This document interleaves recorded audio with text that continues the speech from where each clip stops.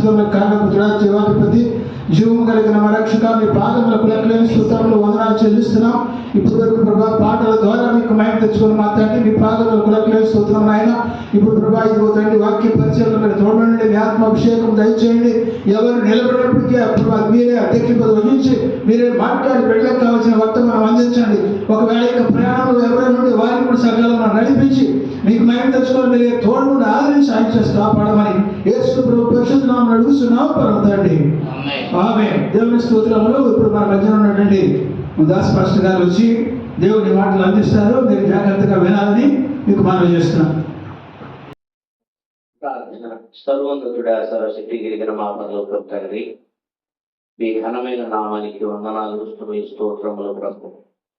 మీ దయా కృప కనికరాన్ని బట్టి మీ సన్నిధానంలో చేరి ఈ రీతిగా ప్రార్థించడానికి మీరు ఇచ్చినటువంటి శ్రేష్టమైన మంచి తరుణం కొరకు వందనాలు చెల్లిస్తున్నాం. ఆసక్తితో మీ సన్నిధానానికి వచ్చిన బిడ్డలందరి కొరకు వందనాలు.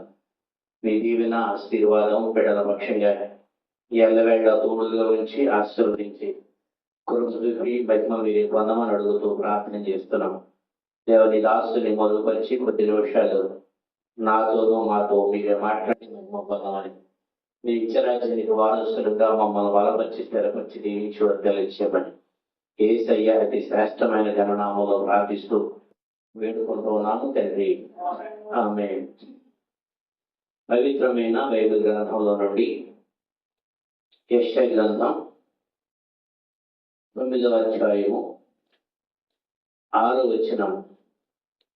ఏలయనగా మనకు శిశు పుట్టెను, మనకు కుమారుడు అనుగ్రహించబడెను, ఆయన భుజము మీద రాజ్య భారం ఉండెను. చిన్న ప్రార్థన. దయా మీద ఈ వాక్యం మా కొరకు నిలిచి వడ్డించి దీవించమని అడుగుతున్నాము తండ్రి. ఆమేన్. ఈ క్రిస్మస్ దినాల్లో యేసు క్రీస్తు ప్రభు యొక్క పుట్టుకను గురించి ఎన్నో విషయాలు మనం నేర్చుకుంటూ ఉంటాం. సహజంగా యెషయా గ్రంథం 9వ అధ్యాయం 6వ వచనం చదవకుండా క్రిస్మస్ వెళ్తారు కదా. ఇక్కడ రాయబడిన మాటలు చూస్తే ఏలైనగా మనకు శిశువు పుట్టెను, మనకు కుమారుడు అనుగ్రహించబడెను. సహజంగా మరియ తల్లికి శిశువు పుట్టెను, వాస్తవం మాట్లాడారు. ఆమెకు కుమారుడు అనుగ్రహించబడెను. యెషయా చెప్పేటువంటి మాట ఏంటంటే మనకు కుమారుడు మనకు శిశువు అని చెప్పారు. శారీరకంగా ఆమె ద్వారా ఈ లోకానికి యేసు ప్రభు వారు వచ్చిన సమస్త ప్రజల రక్షణ కొరకు ఉద్భవించిన కుమారుడు కనుక ఆయన అందరికీ కుమారుడు. అంటే అందరినీ పాపము నుంచి విడిపించి పరలోక రాజ్యానికి వారసుడిని తీసుకున్నాడు అనే అర్థాన్ని ఇక్కడ తెలియజేశారు.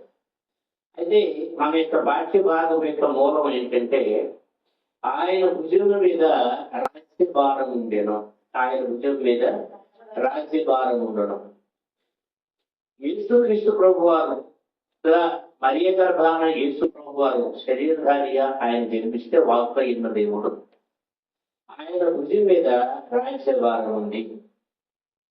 భూమి మీద చాలా రాజ్యాలు ఉన్నాయి. ప్రపంచ రాజ్యాలు ఒకటి బబులోను సామ్రాజ్యం, నెబుకద్నెజరు రాజు. రెండో ప్రపంచ సామ్రాజ్యం మాదీయ పారసీక రాజ్యం. మూడవది గ్రీకు సామ్రాజ్యం, Alexander Raju, Alexander the great. అట్లాగే నాలుగవది రోమా సామ్రాజ్యం. అదే రోమా సామ్రాజ్యం పరిపాలనలోనే యేసుక్రీస్తు ప్రభువు జన్మించడం, ఆయనను సిలువేయడం, ఆయన పునరుద్ధానుడై తిరిగి లేచి పరలోకానికి ఆరోహణమై వెళ్ళడం. తరువాత ప్రజారాజ్యాలు. ప్రపంచంలో రాజ్యాలన్నీ ఎక్కువ శాతం ప్రజల చేత ఎన్నుకోబడుతున్నటువంటి రాజ్యాలు. ఇక్కడ మనం తెలుసుకోవాల్సినటువంటి ఒక సత్యం ఉంది. అదేమిటంటే యేసుక్రీస్తు ప్రభు వారి యొక్క రాజ్యం చేతి సహాయము లేక తీయబడిన రాజ్యం, రాయి. ఈ రాజ్యాలన్నీ పొడి చేయబడ్డాయి. చిట్ట చివరిగా ఆయన రాజ్యం శాశ్వతంగా నిలుస్తుంది. యేసుక్రీస్తు ప్రభువుగా ఆయన భూలోకానికి తెచ్చిన ఏకైక కారణం ఏమిటంటే ఆయన ఒక రాజ్యాన్ని ఈ భూమి మీద స్థాపించడానికి వచ్చారు. అందుకనే తూర్పు దేశపు జ్ఞానులు యేసుక్రీస్తు ప్రభు వారు పుట్టిన సంవత్సరం తరువాత వెతుకుంటూ యూదయ దేశం బెత్లెహేముకు వెళ్ళారు. అక్కడికి వెళ్ళిన తర్వాత వాడు సహజంగా మానవ రీత్య ఆలోచన చేసి రాజు ఇంట్లోనే పుడతాడు అనుకుని వెళ్ళి హేరోదు రాజు దగ్గరికి వెళ్ళి యూదులకు రాజుగా పుట్టినవాడు ఎక్కడా అని అడిగారు. ఆయన భుజం మీద రాజ్యభారం ఉంది. జ్ఞానులు వెళ్ళి అడుగుతున్నటువంటి మాట, యూదులకు రాజుగా పుట్టినవాడు ఎక్కడా?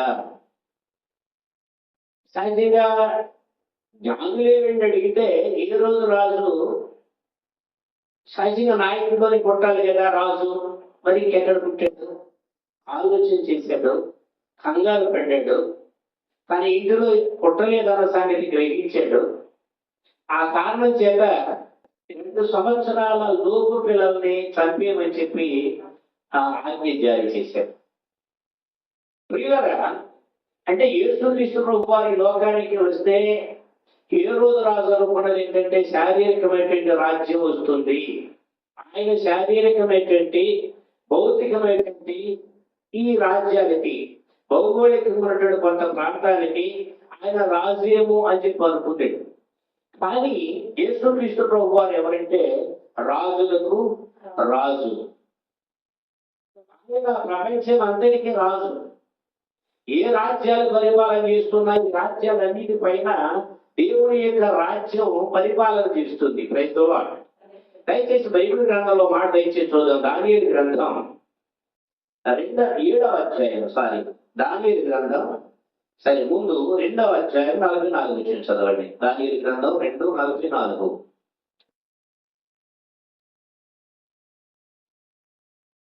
ఆ రాజుల కాలములలో దేవుడు లోకమందున్న దేవుడు ఒక రాజ్యమును స్థాపించును. దానికి ఎన్నటికీ నాశనము కలగదు. ఆ రాజ్యము దాన్ని పొందిన వారికి గాక మరెవరికి చెందదు. ప్రియులారా, ఒక రాజ్యం ఉంది. అది శాశ్వతమైనటువంటి రాజ్యం. అది అన్నిటికీ రాజ్యము నాశనము కాని రాజ్యం. అది ఆయన స్థాపించే, దేవుడు స్థాపించే రాజ్యం నాశనము కాని రాజ్యం. భూమి మీద రాజ్యాలు నాశనం అయిపోతాయి. కొన్నిసార్లు భౌగోళికంగా ఉన్నటువంటి సరిహద్దులకి జరిగిపోతూ ఉంటాయి. ఎక్కడ బలం ఉంటే ఆ బలవంతుల రాజ్యాల్ని కొల్లగొట్టుకుంటూ స్వాధీనం చేసుకుంటూ వెళ్ళిపోతాడు. కానీ ప్రియమైనటువంటి దేవుని బిడ్డల రాజ్యాలన్నిటిపైన ఏ రాజ్యం ఉందంటే దేవుని రాజ్యం ఉంది. అక్కడ రాసిన పదం ఉంది, దాన్ని పొందిన వారికి గాక అది మరి ఎవరికి చెందదు. స్తోత్రం చెప్పండి. అది దేవుని యొక్క రాజ్యము, దాన్ని పొందిన వారికే చెందుతుంది. ఎందుకు యేసుక్రీస్తు ప్రభువు దగ్గరికి మనం వస్తున్నామంటే, ఎందుకు జీవితంలో యేసు ప్రభు వారు అద్భుత కార్యాలు, మహత్కార్యాలు, సూచక్రియలు లేక మన జీవితాల్లో అనేక కార్యాలు జరిపిస్తున్నారంటే మనం ఆ రాజ్య పౌరులు అవ్వాలి. ఈ భూమి మీద ఉన్నటువంటి నువ్వు ఏ రాజ్యంలో ఉన్నా ఆయన రాజ్య వారసుడు కనుకైతే దేవుడు సంతోషపడతాడు. దేవుడు నీకు ఎన్నో కార్యాలు ఇస్తే వాటిని బట్టి సంతోషిస్తూ ఆయన రాజ్యంలోకి లేక ఆయన రాజ్యాన్ని పొందుకునే స్థితిలోకి రాకపోతే ఉపయోగం లేదు. ఆయన రాజ్యం పొందడం ఎట్లా పొందుతాం? మారు మనసును బట్టి పొందగలుగుతాం. అందుకని యేసుక్రీస్తు ప్రభు వారికి ముందు పంపబడిన దూత ఎవరు? బాప్తిసం ఇచ్చే యోహాను. స్త్రీలు కన్న వారిలో గనుడు అని వ్రాయబడింది. ఆయన మొట్టమొదటిగా ఇచ్చే ప్రసంగం యొక్క లక్షణం చూస్తే పరలోక రాజ్యము సమీపించింది, మారు మనసు పొందండి అని. దాన్ని పొందిన వారికి రాజ్యం పొందడానికి మనం పొందవలసింది తర్వాత మారు మనసు పొందండి. సరే, ఆయన చెప్పిన యేసుప్రభు వారు ఆయన తప్పుడు వారు చేశాడు అన్నాడు అనలే.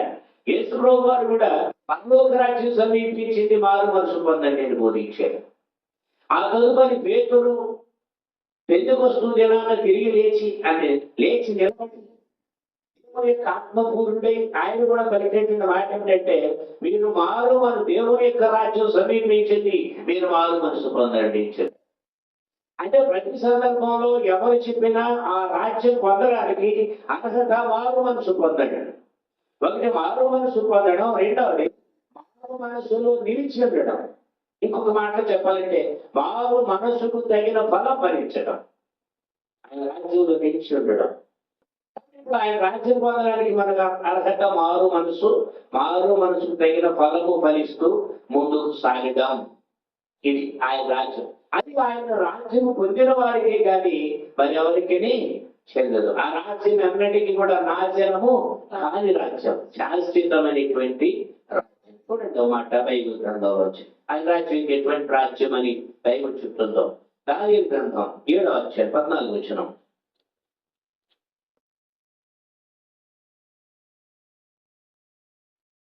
సకల జనులను సకల జనులను రాష్ట్రములను ఆయన వాక్కులు మాట్లాడువారును ఆయన సేవించినట్లు ప్రభుత్వము ఆధిపత్యమును ఆయన చేయబడును.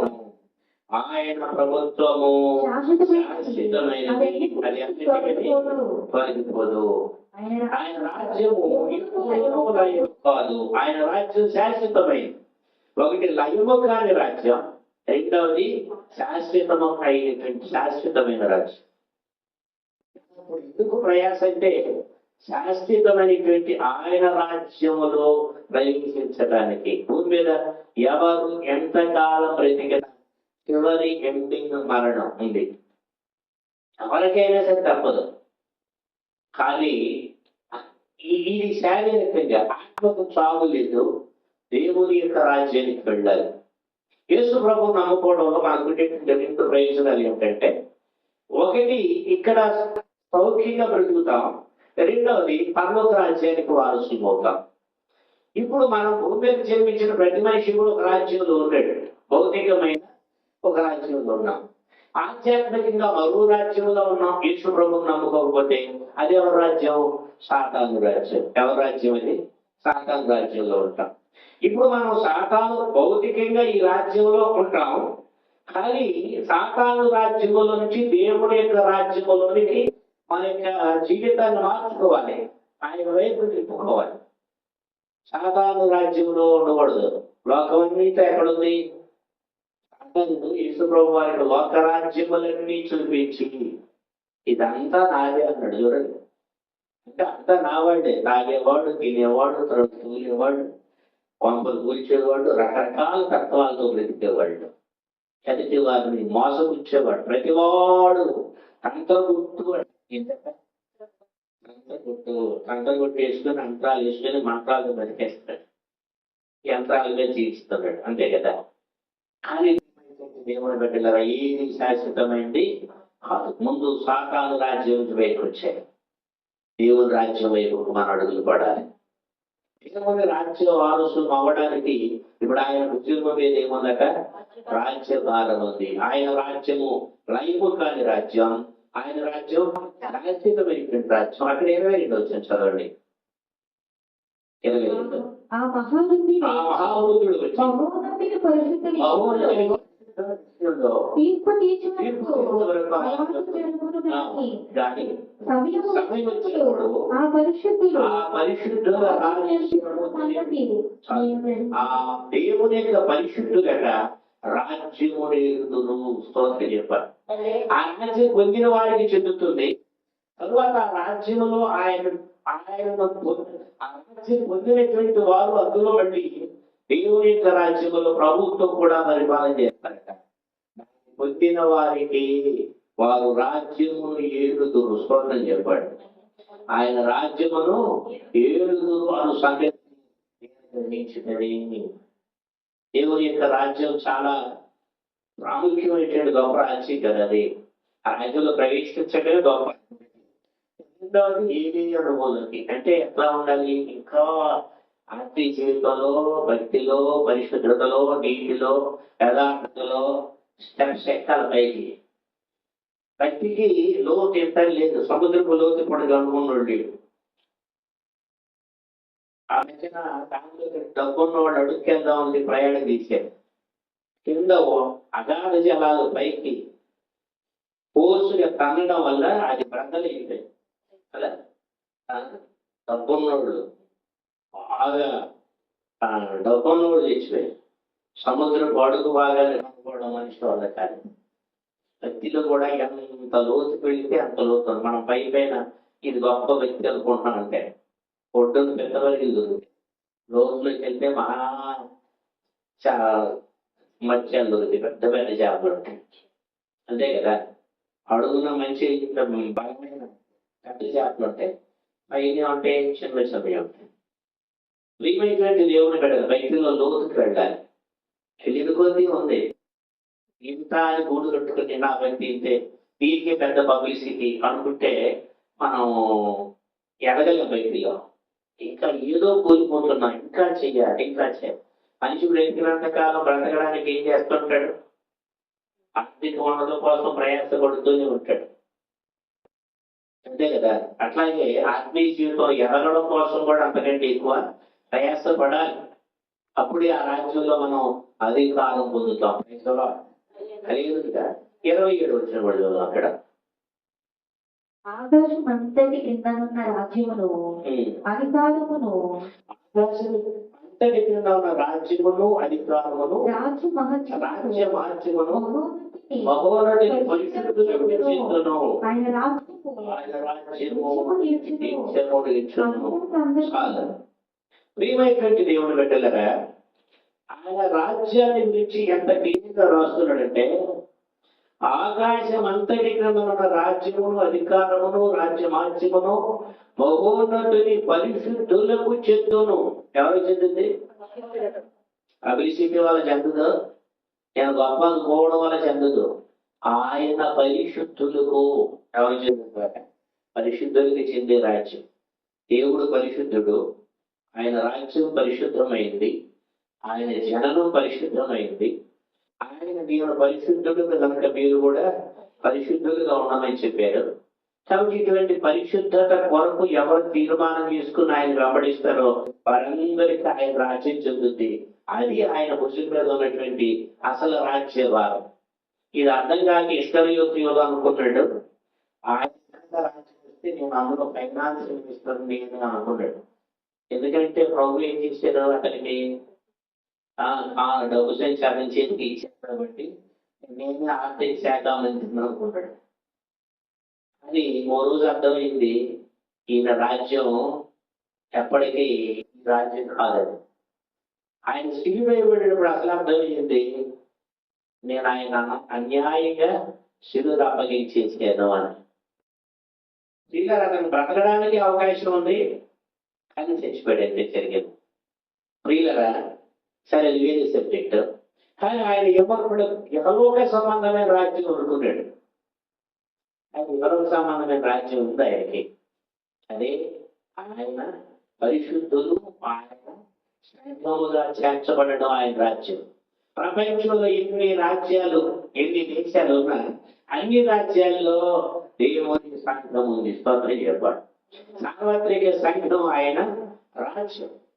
ఇందులో బుద్ధి గల సిద్ధపడిన కన్యకలవైన ఉన్న వ్యక్తులు యేసుక్రీస్తు ప్రభు వారి యొక్క రాకడలో లేక మరణంలో ఆయన బిడ్డలుగా ఉండేటువంటి వారు ఆయన రాజ్యం.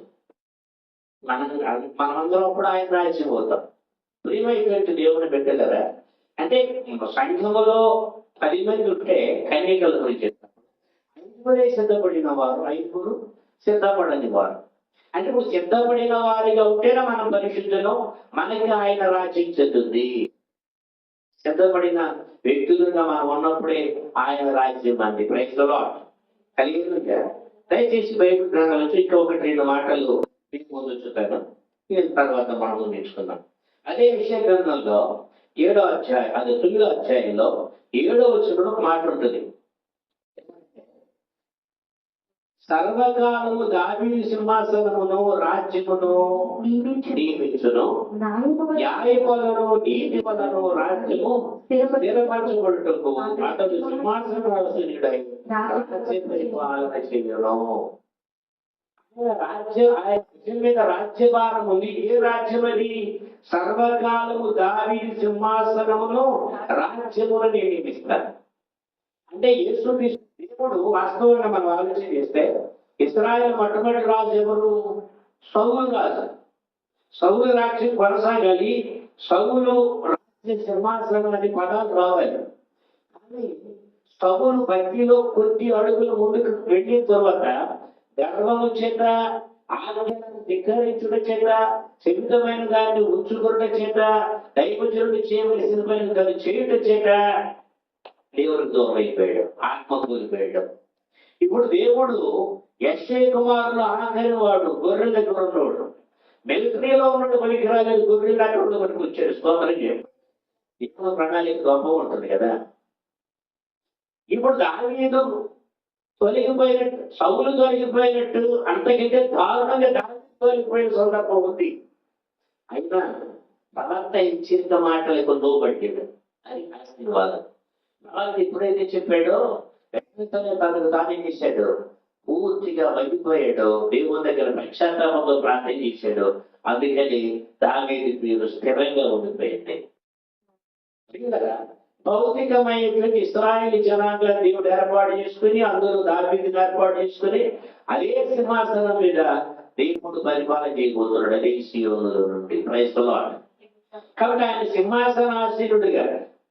ఇప్పుడు వచ్చిన సమస్య ఏంటంటే, ఆయన మొదటిగా కన్యామరి గర్భాన్ని జన్మించినప్పుడు ఆయన దావీదు సింహాసనం మీద ఉంటాడు అనుకున్నారు. అప్పుడు లేదు, రాబోయే టైంలో ఉంటాడు, 1000 సంవత్సరాలు పరిపాలన చేస్తాడు. ఇప్పుడు ప్రస్తుతం ఆయన రాజ్యం ఆత్మ సంబంధంగా ఉంది. ఓ రోజున భౌతిక రాజ్యం 1000 సంవత్సరాలు. Praise the lord. అదే దావీదు సింహాసనం, అదే సీయోను, అదే దేవుడు నుండి దేవుని యొక్క పరిపాలన వెళుతుంది. కాబట్టి ప్రియమైనటువంటి ఒకటి దావీదు సింహాసనాన్ని స్థిరపరుస్తూ పెడుతున్నాడు. రెండోది ఆయన రాజ్యం ఏంటి? నీతి, తరువాత న్యాయముల వలన రాజ్యము. నీతి, న్యాయము, నీతి. గలాతీయులకు నిలబెట్టబడినప్పుడు ఆయన మీద రాజద్రోహం ఈ కేసు మోపబడింది. ఏమయ్యా ఏంటమని రాజ్యాన్ని నేను రాజుని చెప్పుకుంటుంటే యూదులకు రాజునని, నువ్వు యూదులకు రాజువా? నువ్వు నిజంగా నువ్వు రాజ్యస్థాపన చేస్తావా అని అడిగితే యేసు ప్రభు వారు ఏమన్నారంటే, నా రాజ్యం వేరు, నీ రాజ్యం వేరు. మరి ఏంటి నీ రాజ్యం? నీతి, న్యాయం, పరిశుద్ధత, రాజ్యం. ప్రియమైనటువంటి దేవుడు బిడ్డలారా, మనకి అర్థం కాలేదు, ఏ రోజుకి అర్థం కాలేదు. తరువాత పిలాతుకు కూడా అర్థం కాలేదు ఆయన రాజ్యం గురించి. ఒకటి భౌతికంగా కాదు కానీ ఆధ్యాత్మికంగా ఈ రాజ్యం పెంతెకొస్తు దినాన్ని ఆరంభించబడింది. Praise the lord. Yesu Kristu ప్రభు వారి యొక్క శిలువ మరణ ద్వారా వాగ్దానం చేయబడింది. పెంతెకొస్తు దినాన్న మేడగదిలో 120 మంది కంటే ఎక్కువ మంది ప్రార్థన చేస్తున్నప్పుడు ఆయన రాజ్యం, పరిశుద్ధాత్ముడు దిగి వచ్చుట ద్వారా ఆయన రాజ్యం ఆరంభమైంది. ఆ రాజ్యం ఎప్పటికీ కూడా ప్రజ్వలితూనే ఉంది, వర్ధిల్లుతూనే ఉంది, అనేక మందిని చేర్చుకుంటూనే ఉంది. ఆయన రాజ్యం దీవించబడతానే ఉంది. మనమందరం ఆయన రాజ్యంలో పౌరులు. ఆయన రాజ్యము వేరు కదా. లోక రాజ్యం వేరు, ఆయన రాజ్యం వేరు. మనం లోకంలో వాళ్ళ భాష వేరు, మన భాష వేరు. వాళ్ళ ఆలోచన విధానం వేరు, మన ఆలోచన విధానం వేరు. మన రాజ్యం పరలోకం. Praise the lord. హల్లెలూయా. ఆ రాజ్యం కొరకు మనం ప్రయాసపడాలి. ఆ రాజ్యం ఎవరికి చెందుతో ఒకటి 2 మాటలు చదువుకుని వాక్యాన్ని ముగించుకుందాం. చూడండి, 5వ అధ్యాయం 10వ వచనం. ప్రకటన గ్రంథం 5వ అధ్యాయం 10వ వచనం. ఆ పెద్దలు నీవు ఆ గ్రంథమును తీసుకొని దాని ముద్రలు నింపుటకు యోగ్యుడవు, నీవు వధింపబడిన వాడవై ప్రతి వంశములో ఆయా భాషలు మాట్లాడేవారిలో ప్రతి ప్రజలు ప్రతి జనములో మా దేవునికి వారిని ఒక రాజ్యముగాను యాజకులుగాను చేసి తెలుసుకోవాలని చెప్పాడు. ఇప్పుడు సమస్త ప్రపంచముల నుండి, అన్ని తెగల నుండి, అన్ని జనాంగముల నుండి, అన్ని వంశముల నుండి అన్ని భాషల్లో నుండి కూడా దేవుని కొరకు తన స్వరక్తమిచ్చి కొన్న దేవుడు. కొన్నది కాదు, మనం ఏం చేశాక ఒక రాజ్యముగాను యాజకులుగా రాజ్యముగా యాజకుడు పని అంటే దోహం వేయడం, బలి అర్పించడం. ప్రతి విశ్వాస జీవితంలో కూడా బలి అర్పణ ధూపం రెండు ఉండాలి. అంటే ప్రార్థన చేయడం ఉండాలి, బలి అంటే కన్నీటి ప్రార్థన ఉండాలి. ఈ రెండింటితో మనం ఆయన రాజ్యంలో ఉన్నాం, యాజకులతో ఉన్నాం, ఆయన రాజ్యం అయి ఉన్నాం. ఏమంట ఆయన రాజ్యము మనమే. రాజ్యం ఎక్కడ ఉందని ఇక్కడ ఏం కనపడదు. ఆయన రాజ్యం మనమే. రెడీ అవుతున్నాం. మనం ఆయన రాజ్య పౌరులం. మన ద్వారా మన జీవితం, మన యొక్క నడవడిక, మన యొక్క ప్రతి తీరు కూడా ఎదుటి వ్యక్తికి దేవుడు చూపించేట్టున్నారు. ఆయన రాజ్యంలో మనకు కనపడాలి. కాబట్టి తరువాత 10వ అధ్యాయంలో మరొక మాట 11-15 కూడా చదువుదాం, ముగించుకున్నాం. మరియు నేను చూడగా సజీవులను పెద్దలను 11వ అధ్యాయము 15వ వచనం. 7వ దూత బోరను ఊదినప్పుడు పరలోకములో గొప్ప శబ్దం వినబడెను. ఆ శబ్దము ఈ లోక రాజ్యము మన ప్రభు రాజ్యము, ఆయన క్రీస్తు రాజ్యము, ఆయన స్తోత్రం చెప్పాడు. ఈ లోక రాజ్యం అంటే ప్రపంచం అంతా కూడా ఈ లోక రాజ్యాలు. అవన్నీ కూడా మన ప్రభు యొక్క రాజ్యము, ఆయన క్రీస్తు రాజ్యము, ఆయన ప్రజలాడు. శాశ్వతమైన రాజ్యం, రాజ్యం, ఆయన రాజ్యం అయిపోయింది. ప్రపంచం అంతా ఆయన రాజ్యం అయిపోయింది. అందుకే తప్పనిసరి ఏసఐ నామం ఏడాల్సిందే. ప్రతి మోకాలు ఆయన నామం పేరిట వంగాలి. ఆయన రాజ్యమే శాశ్వతమైంది, స్థిరమైంది. అందుకని యేసు ప్రభు వారు శిష్యులు చెప్పమని అడిగితే పరలోకమందున్న మాట ఏంటి? ఈ నామము పరిశుద్ధపరచబడును గాక అని అక్కడ ఆపలేదు. ఏమన్నారు? ఈ రాజ్యం వచ్చును గాక, ఈ రాజ్యం వచ్చును గాక అని ప్రార్థించే మనం ఎవరి రాజ్యాలు ఉండకూడదు? సాతాను రాజ్యాలు ఉండకూడదు. సాతాను రాజ్యం ఏ రాజ్యం అది? పాపం, శరీరాశ, నేత్రాశ, జీవపు డంబాల రాజ్యం సాతాను రాజ్యం. మరి దేవుని రాజ్యం తగ్గించుకునే రాజ్యం, జాలి కలిగిన రాజ్యం, ప్రేమ కలిగిన రాజ్యం, కనికరం కలిగిన రాజ్యం, కృప కలిగిన రాజ్యం ఆయన రాజ్యం. అంటే మనం ఆ రాజ్యం కొరకు ప్రార్థిస్తాం, ఆయన రాజ్యంలో పౌరులం అవుతాం, ఆయన రాజ్యంలో బ్రతుకుతాం, శాశ్వతమైన ఆయన రాజ్యాన్ని పొందుకుందాం. అట్టి కృప దేవుడు మనకు అనుగ్రహించును గాక. ఆమేన్. ప్రార్థన చేద్దాం. దయామయుడా పరలోక రాజా, మీ ఘనమైన నామానికి వందనాలు, స్తుతులు, స్తోత్రములు ప్రభువా. మీ భుజం మీద రాజ్యభారం ఉందని యెషయా ఎప్పుడో ఇచ్చినటువంటి 750 సంవత్సరాలకు ముందే ఇచ్చిన ప్రవచనం ఈ లోకంలోకి రాజ్య స్థాపన చేశారు. ఈ రాజ్యం ఆధ్యాత్మికంగా ప్రపంచ రాజ్యాలన్నింటిలో కూడా ప్రభువు తెలుస్తుంది. ఒక రోజున ప్రత్యక్షంగా అన్నింటి రాజ్యాలు మీ రాజ్యం అవుతాయి. అది నాశనము కాని రాజ్యం, శాశ్వతమైన రాజ్యం.